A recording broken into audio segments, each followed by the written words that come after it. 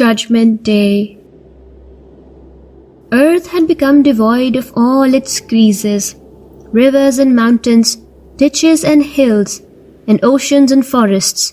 In essence, every depth and every height of this world had been demolished. As far as the eye could see, earth was a level plain, and on top was a fire-spitting sky. However, the sky today was not blue, but it was a glowing red in color. This redness was not due to the blazing flames of the sun, but was an effect of the flames that periodically leapt upwards from the hell towards the sky. They were like open-mouthed serpents trying to take the sun into their fiery embrace. This horrifying scene, created by the leaping flames from hell and the uproar from its blazing fires, was making hearts tremble with fear. These trembling hearts were the hearts of criminals. They were the hearts of the negligent, the arrogant, and the cruel. They were the hearts of murderers and the rebellious. They were the hearts of the world's pharaohs and tyrants. They were the hearts of those who considered themselves gods and icons of their times. They were the hearts of people who lived in the world bygone as if they were immortal, albeit when they died they became as if they had never lived on the face of earth. They were the hearts of people who lived in God's kingdom and ignored Him. They were the hearts of people who ruled like gods over the creations of God. They were the hearts devoid of love for fellow human beings and of remembrance of God. Hence, today was the day when these negligent hearts were to become fuel for the raging fires of hell and its unending punishments. Punishments that were waiting to have their hunger relieved by stones and by people with hearts of stone. It was a day of festivity for these punishments, for their eternal hunger was about to be quenched. Due to the intense fear of these punishments, these criminals of God were running amok in search of a sanctuary. But in this flat plain, there was nowhere to hide and no sanctuary to find. Everywhere there was calamity, disaster, and hardships, and for these stone-hearted criminals, a never-ending misfortune. No one knows how many years or how many centuries have elapsed in this condition. This is the place of adjudication and the day of judgment. A new life has begun, a never-ending one. I too stand in this place of judgment, lost and speechless, staring with vacant eyes. In front of me, countless people run and fall in a chaotic manner. In the background, an echo of noises emanates from the roaring flames and is mixed with the shouts, cries, and wails of people. People taunt each other, hurl abuses, and blame each other. Many are engaged in scuffles. Around me, some are holding their heads, while others pour dirt on their faces. I see some people hiding their faces in shame. Others are bearing disgrace. Some are banging their heads on stones. Others over there are beating their chests. Some are blaming themselves, while others are having a go at their mothers, fathers, wives, children, friends, or leaders, holding them responsible for their ruin. All of them have the same problem. The day of judgment has arrived, and they have not prepared for it. Now, they may blame others or themselves. They may mourn or be patient, but now nothing can be altered. Now there is only a wait for the appearance of the Master of the universe, following which the accountability will commence, and the destiny of every person shall be determined with justice. Suddenly, a person near me shouted, "Ah, I was better off dead. Even the pit of the grave was better than this." I had been standing silent and speechless for a long time on this flat plain, completely unaware of the happenings around me, when the near yelling voice of this person brought me back from the valleys of my thoughts into the realm of reality. In an instant, everything became afresh in my mind, from start to end. My story, the story of the world, and the story of life, all began to run in my mind like the reel of a film. I was at home at the onset of that dreadful day. It is not possible for me to explain the location of that home. For the casual observer, it was the dark pit of a grave. In fact, this was a door to the real world of the hereafter, a door that could not be opened back into the world. I did not wish to open that door anyway, for after passing through this door, I had now entered the world behind the veil, the world of Barzakh. It was a world that contained never-ending comforts for me. That day, my close, long-standing and dear friend Saleh had come to visit me. Saleh was the angel who was assigned to my right side when I was alive. His closeness and presence was always a source of immense solace for me in my life after death, and as usual, we were having a pleasant conversation that day. I asked him during that conversation, "My friend, tell me something. Why have you been assigned to me?" Saleh replied in a serious manner, "You see, Abdullah, my companion and I were assigned to you when you were living in the world. He used to record your bad deeds, and I, the good ones. You would not let me sit idle for even 2 minutes. Sometimes you would be reciting supplications for the Almighty, sometimes shedding tears in His remembrance, and sometimes praying for fellow human beings. You would spend your time in ritual prayers, your money in God's way, and your energy working for the welfare of people. In short, even when you were not doing such deeds, you would at least have a welcoming smile on your face for other people. Therefore, I was always busy in recording some activity of yours. You almost killed me because of overwork and exhaustion. However, we angels are not like you humans. We do not recompense bad deeds with bad ones. So you see, despite these bad deeds of yours, I am alongside you and looking after you." I replied in an equally grim tone, "I wronged the angel on my other side even more than I wronged you. He used to write down my sins, but immediately afterwards, I would repent. The poor soul then used to erase all he had written and curse me, complaining that if I was going to make him erase it, why I made him write it in the first place. Eventually, he got so fed up that he prayed to the Almighty for my riddance. That's why, ever since I died, only you have kept my company." Saleh burst into laughter on hearing this.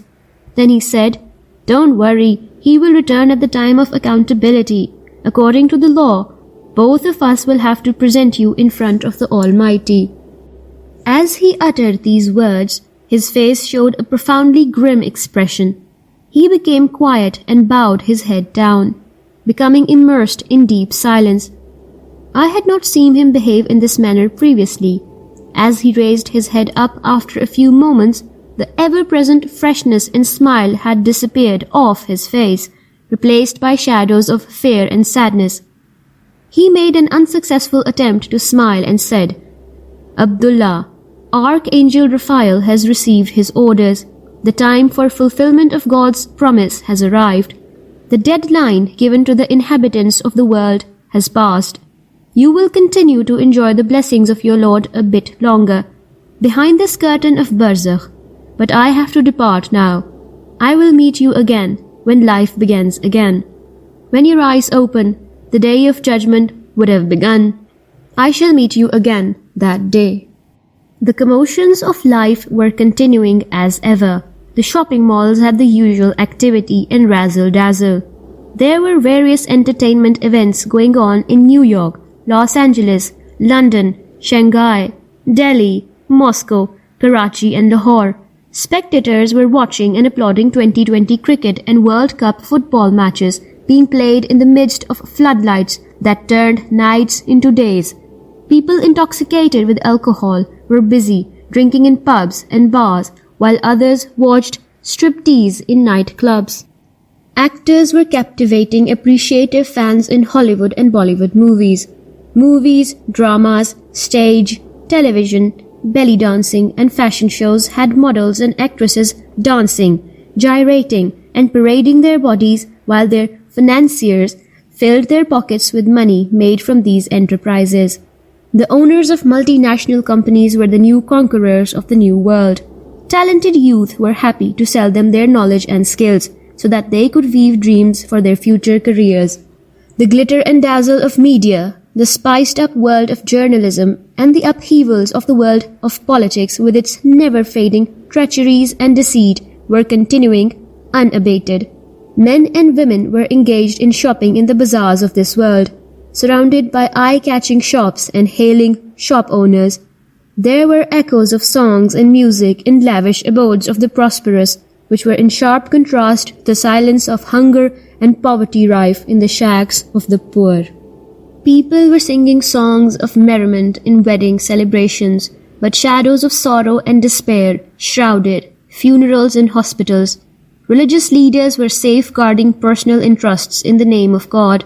Wealthy people, as ever, were oblivious to the trials and tribulations of the poor. Government servants were filling their pockets with tainted money from corruption, and dishonest traders were filling their safes with income from adulteration and hoarding. Rulers were busy in exploiting their people, while superpowers continued to work on their schemes to maintain their subjugation of the world. In short, all were engrossed in their jobs and interests, as ever. The dwellers of earth were doing what they had done all along. Tales of cruelty and disorder, stories of deceit and deception, race of greed and selfishness, attitudes of negligence and rebelliousness, obliviousness to God and hereafter, political commotions, economic struggles, religious feuds and interclass tensions, everything was going on as before. The prophets of God had already departed from the world centuries ago. Agricultural age changed to industrial age, and then industrial age transformed into the age of information. However, human attitudes did not change, nor did their sorrows. Human beings had the same old worries of work and livelihood, the same setbacks of love and romance, and the same predicaments of death and disease. At this time, as at any other time before, human beings were concerned about every worry under the sun, except for the worry for the hereafter. They had every fear except for the fear of God. The sky witnessed the fact that the human race, which had spread injustice and chaos all over God's earth, had now become an unbearable burden for the planet. Therefore, it was given repeated shocks as reminders. The predictions of the final prophet began to come true. The barefooted goat herders of Arabia managed to build the tallest skyscrapers, but the humanity did not take heed. The descendants of Noah's third son, Japheth, that is, the race of Gog and Magog, became the gatekeepers of the world. They started to attack the dwellers of earth from the ultimate heights of greatness. Great Britain, Russia, America and China, one after the other, took the throne of ruler of the world. All predictions of the divine scriptures came true, but humanity still did not come to its senses. Then followed tsunamis, floods and earthquakes, but the humanity remained in negligence. God created the information age. His non-Arab believers took the message of their Arabic prophet and clarified the truth in its ultimate form in front of the whole humanity, so that no reason was left to deny it. However, humanity still did not pay heed. Before the day of judgment arrived, the picture of the day of judgment was painted in its ultimate form to awaken the humanity, but there was no change in the attitude of people. At last, the event that was bound to happen eventually did happen. Archangel Raphael heard the orders of his Lord and picked up the trumpet in his hand. Within moments, the end of the world was here. The checkerboard of the sun was folded back. Stars began to lose their shine. Mountains as big as the Himalayas began to fly in the wind like balls of cotton wool. Peaks turned into deserts. Seas gave rise to waves as tall as mountains, and soon the plains of this world became oceans. Earth emptied the bellies of its volcanoes onto its surface. Rivers of fire started to flow through valleys. The planet offloaded all its earthquakes. Earth was turned upside down. Cities became ruins while buildings turned to dust. Soon, habitations started to look like graveyards. What worth did the frail human beings have in front of these upheavals? Only a while ago, people were busy making plans for a new home or a new shop and business venture, harboring hopes for an upcoming wedding, busy searching for a new car or new clothes, planning for a bright future for their children. Suddenly, those plans and schemes vanished from their minds. Mothers busy in feeding their babies ran for their lives, leaving the children behind. Pregnant women miscarried. The ones who were physically strong ran, while trampling the weak, whereas youngsters fled, leaving the elderly behind. Now gold and silver lie on the side of roads. Currency notes fly in the wind, and precious goods lie scattered, but there is no one to take them, no one to gather them together. Home, business, relatives, relations and assets all have been rendered irrelevant. Every soul is concerned only for itself. Today, man has forgotten everything and is only calling one God, but there is no response. Atheists and non-believers are also repeating God's name, but no one can find a place of sanctity. The shadows of destruction are difficult to escape from. Death is on the hunt everywhere. Hardships have surrounded people from all directions. Finally, life surrendered to death. Life was over, but only because life was about to begin in earnest. I could hear the wind buzzing in my ears. A few raindrops landed on my face. I began to regain consciousness. I kept trying to get up for a long time, but my senses were not working fully. I remained in this state for a very protracted period. Then I heard a familiar voice in my ears. "Abdullah, get up, quickly." This was the voice of my long-standing, dear and beloved friend, Saleh. His voice worked like magic, and I stood up quickly. "Where am I?" was my instinctive first question. He replied while tapping my shoulder, "You have forgotten what I told you. The day of judgment has begun. Raphael is blowing the trumpet the second time. At the moment, its volume is quite low. Its sound is waking up only those people presently who were obedient to God in previous life." What would happen to the remaining people? I interrupted him. In a short while, Raphael will steadily up the volume so that it will sound harsh. Then this noise will transform into a loud bang. At that stage, the remaining people will also wake up, but that awakening will be one of suffering and discomfort. We need to get out of here before that happens, he replied hurriedly. I wondered to myself as I got up. But where to go? However, Saleh immediately understood my concern from my facial expressions and replied whilst taking quick steps, "You are fortunate, Abdullah. We are heading towards Arsh, the throne of Almighty." Then he provided some more details. At this stage, only the prophets, the Siddiqeen, the Shuhada and the Salihin have emerged from their graves. God ordained the success of these people while they were still in the previous world. They are the ones who believed in God despite being unable to see Him with their eyes. They found Him despite being unable to touch Him with their hands. They listened to His call without being able to hear His voice with their ears. They believed in prophets, submitted to them, supported them in an exemplary manner. Their loyalty was neither to their religious leaders, personalities, or sectarian elite, nor to the prejudices of their ancestors. Their loyalty was only and only to God and His prophets. They patiently sustained all kinds of sufferings, tolerated all kinds of scorns, and underwent all sorts of hardships just for the sake of God. High morals and noble character was the only way of life to follow for them. All their lives they were in love with their Creator and compassionate to His creations. Abdullah, today is the day for recompense of these people, and this is the beginning of their recompense. As I listened to Saleh, my face displayed expressions of astonishment, while his was gleaming with enjoyment. But I was in paradise, and Saleh interrupted me before I completed my sentence and said light-heartedly, "My dear friend, that was the period of Barzakh, the world hidden behind a curtain from your previous world. That was a life of dreams. The real life has begun only now.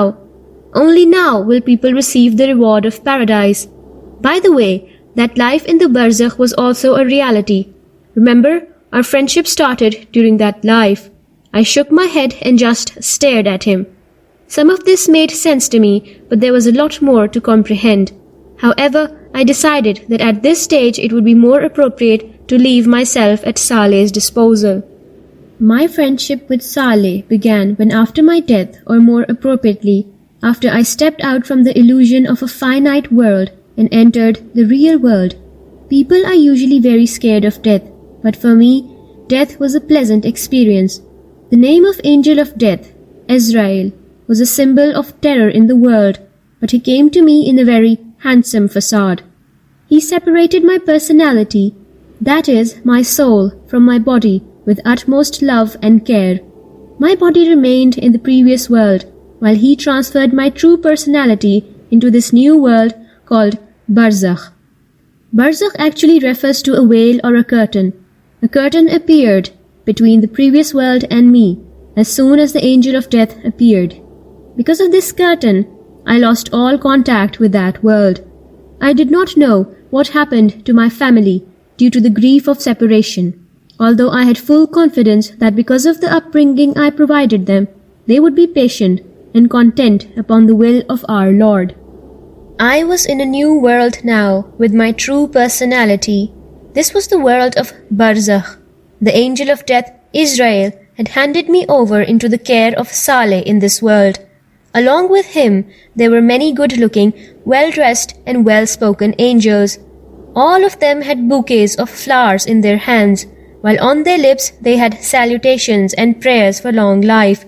In this background of greetings and wishes for long life, together, all of them tried to reassure me that the days of trials were over. The days of the glorious success of paradise had begun in earnest, they kept telling me. It was then when Saleh gave me the glad tidings of my first reward at the start of my life in Barzakh. The reward was an audience with the Master of Earth and Skies. He also informed me that this honor was granted to only a select few. I cherished this news even more than the glad tidings of entering the paradise. Hence, my journey began in the company of these angels. This was a new world. Over there, the meanings of distances, places, time and space altered in such a manner that it is impossible to explain them in words. I was in a state of euphoria and trance on this journey, when suddenly we were ordered to stop. It was announced that the angels of earth had now reached their limit and must halt. Only Saleh was allowed to accompany me from there onwards. The journey into the unseen skies began. Soon we stopped again. I was informed that Archangel Gabriel, the trustworthy, had specially come to welcome me. On seeing me, he said, "Abdullah, you are meeting me for the first time, but I have met you many times previously." As he lightly tapped on my shoulder, he spoke again. "On the orders of my master, I helped you many a times, but you were not aware of it." On hearing the word master, my face became alight with excitement. The spiritual being of Archangel Gabriel sensed this even before I had a chance to put my feelings into words. He said, "Come on then, I shall take you to meet your Lord. Apart from prophets, the privilege of attending the court of the one and only God is reserved for very few human beings. You are indeed very fortunate." As we proceeded forwards, a question came into my mind. I felt that it was appropriate to ask Archangel Gabriel, peace be upon him, about it. So I said, "Are we going towards Sidratul Muntaha, the limit which no creation can pass?" "No," he replied, and then clarified further. "You are probably thinking about Miraj. That is the path of prophets. The place where the prophets are presented for attendance are supreme. They are also allowed to witness places and events in the universe that others are not allowed to see. Your path is totally different. The reason you have been called for is to grant you the honor of prostrating in the court of the Almighty. Probably it is because of you that Saleh has also been granted permission to come so far." I looked back at Saleh. His face was glowing with joy. Gabriel, peace be upon him, continued his conversation. "God is boundless. His abodes are countless. In your world, these abodes cannot even be imagined. Whatever knowledge you had on earth was very little and limited. Now after death, your eyes have truly opened. You can now see a world whose enchantments know no bounds." What I was observing was a testament to the truthfulness of Archangel Gabriel. I thought to myself, it is a great blessing of God that I did not die in a state of disobedience and rejection of the ultimate truth about him. Otherwise, I would have had to see an awful and horrifying scene on waking up after death. Accompanied by Archangel Gabriel, we passed through various stages and approached the bearers of God's throne in the Empyrean. Here was a beautiful and subtle blend of noor, color, and light, the description of which was beyond the realm of words. The heads of the bearers were bowed. Their faces displayed an air of fear as well as a light of serenity. Archangel Gabriel explained, "Every command from the court of the Almighty descends through these angels, and every act of the creatures below is presented to the Almighty via them." I was watching them with envy in this unique place of closeness to God. They also looked up at me for an instant. A smile appeared on their lips. This gave me more courage. I took a few steps towards the Empyrean. Every pore of my body began to sing praise for the one whom I had yearned to meet my entire life. I do not know why, but I began to tremble as I walked forward. The realization of God's greatness overcame the intense desire of meeting him. At that instant, I felt so overwhelmed by his grandeur that I started to retreat in fear. The throne was still quite far, but the realization of the magnanimity of the master of the throne broke my will. I felt at that moment that my being would break down into countless tiny fragments and disperse into the atmosphere. Perhaps that is what would have happened, but at that instant I heard the voice of Archangel Gabriel in my ears, saying, "Bow down right here, Abdullah. Only the noble prophets can go beyond this place." Saleh and I both prostrated right there.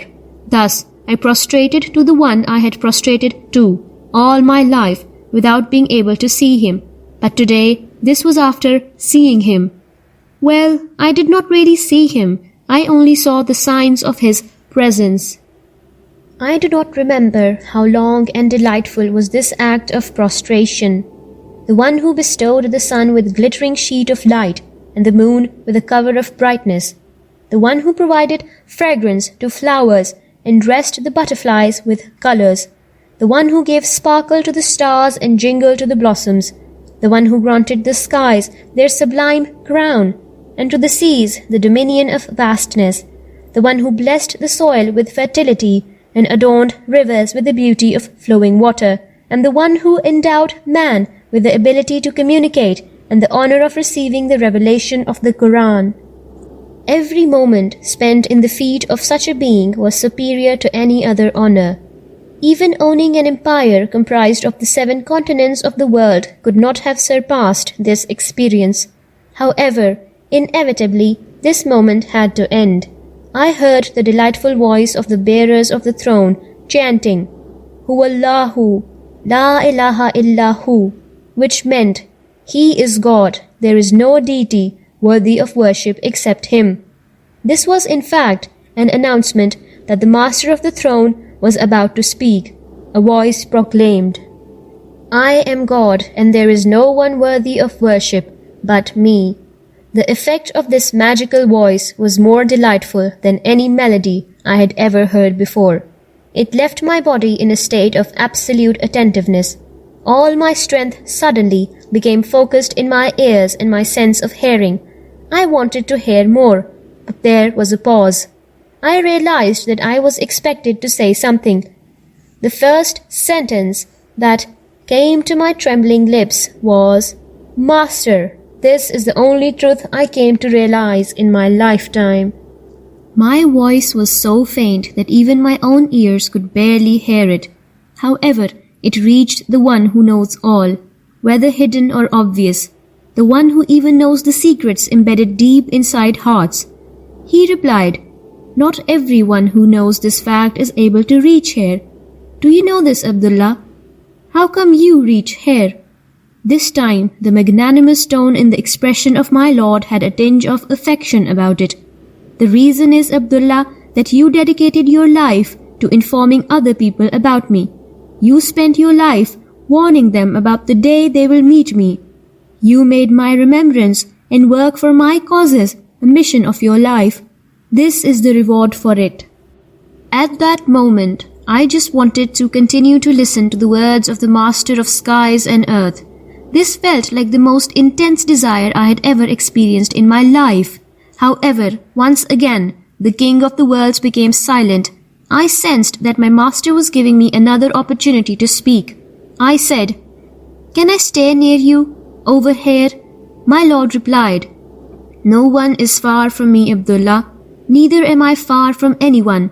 All my obedient servants who lived their lives in my remembrance are close to me, regardless of whether they are men or women. Anything else?" The last comment made me realize that the meeting was ending. I said, "What are my orders, Master?" "The time to obey orders has long gone," the Almighty replied. "Soon it will be time for you to give orders as a king. For the time being, you should return. Life has not begun yet." As I was leaving, I said, "You would not forget me on the day of judgment, would you? I have heard a lot about the horrors of that day and your anger." I could feel a beautiful smile spreading in the air. A sharp voice followed. "You human beings are the ones prone to forgetfulness, Abdullah. The King of Kings, your Lord, the one who provides for you, does not forget anything.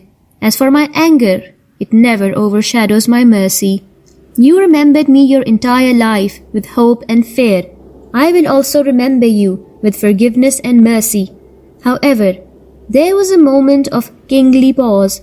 Then he continued, "For your consolation, I am sending Saleh along with you. He will look after you." This is the account of my first meeting with Saleh and the real reason for the benefit of his company. I did not have a physical body during my life in Barzakh. Here, my feelings, emotions, experiences, and observations were akin to a dream. It was a non-physical life, but one full of insight.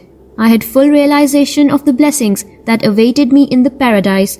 Saleh used to visit me regularly, whenever I wished for him to do so. Whenever he would come, he would inform me about all sorts of new things and answer all my questions. Slowly, our friendship became stronger. In our last meeting, he told me that life was about to begin. Hence, today, along with him, I was crossing the vast plain on the Day of Judgment, rapidly moving towards the throne. As I was walking along with Saleh, I looked around. It was a never-ending plain as far as the eyes could see. The atmosphere felt like it used to be just after dusk before sunrise, around the time of morning prayers. It was as if daybreak was about to scatter all around. At that time, I could see only a handful of people in the field, albeit all of them had the same destination. I wondered if anyone amongst those people was a prophet or a messenger. I looked towards Saleh. He knew what I wanted to know. He replied, "All of them woke up earlier. We are in fact going towards them." "Will I get a chance to meet them?" I asked him eagerly, excited like a child. He stopped walking and spoke gently. "In fact, your life will now be spent amongst them, Abdullah. You have still not managed to grasp what is happening. The trial has now finished. There is no facade anymore. Life is now beginning in real, and in this life, righteous people will live along with other righteous people forever, and the ones who are evil shall live along with people who are evil." The truth was that I had still not recovered from the shock of all that was happening around me. In fact, the entire introduction to this new world had already taken place in the Barzakh. That was a kind of non-physical world, but now, here, on this day of judgment, everything was similar to the physical world in which I lived previously. My hands and feet, my feelings and the earth and the sky around me, everything was similar to what I was used to in the previous world. In that world, I had a home, a family, a neighborhood, a region, and a nation. Suddenly, there was an explosion in my head. I stopped immediately and, grabbing Saleh with both my hands, asked him, "Where is my family, my relatives, my friends? Where are they? What will happen to them? Why can I not see them? Saleh answered while avoiding my gaze. Do not ask me such questions, Abdullah, whose answers I do not know. Every person is on his own today. No one can benefit anyone else. If their deeds are good, then remain confident that they will end up meeting you. No injustice shall be done to them. But if their deeds are not good, then... Saleh left the sentence incomplete and became silent. On hearing his reply, my mood suddenly became sad. He put his hand on my shoulder and tried to elevate my spirit in these words. Have faith in God, Abdullah. You were a fighting soldier in God's army. For this reason you have risen before others. Rest of the people are rising up now. Those people will also meet you, God willing, in the right circumstances. For the moment, continue to move ahead. My morale rose due to his reassurance, and I started to walk briskly along with him.